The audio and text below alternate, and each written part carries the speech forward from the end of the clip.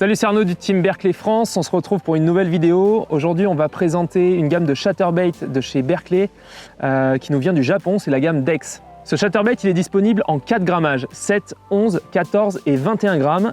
Et il est disponible en 4 coloris pour le moment. On va recevoir des coloris très sympas au cours de l'année.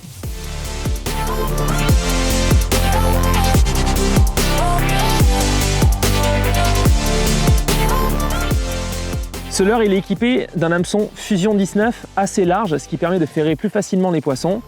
De plus, il a un petit retour qui permet d'installer un trailer en toute facilité.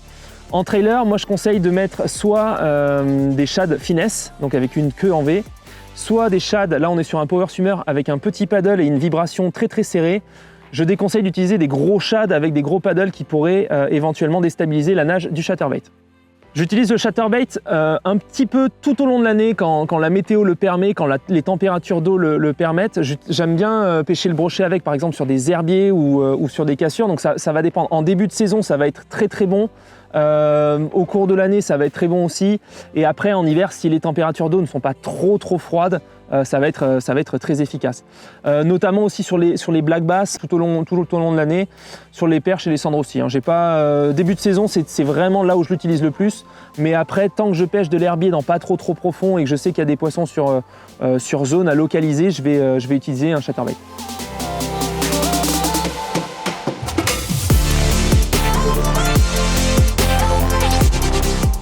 Alors pour pêcher au chatterbait, j'utilise une canne de 7 pieds, donc un peu plus de 2 mètres, 2,14 m, pour pouvoir arriver à le lancer très loin.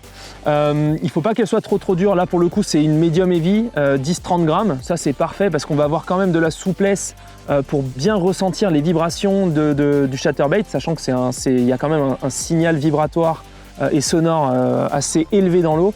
On va sentir toutes les vibrations. Et pas trop dur pour éviter de décrocher les poissons quand on a des touches.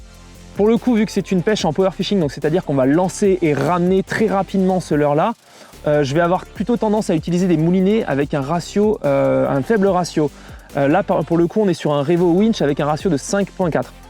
Vous pouvez retrouver toutes les informations sur le Dex Chatterbait sur le site Berkley Europe ou alors sur le site de vos détaillants habituels ou bien sur les réseaux sociaux Berkley Europe. À très bientôt au bord de l'eau. Ciao!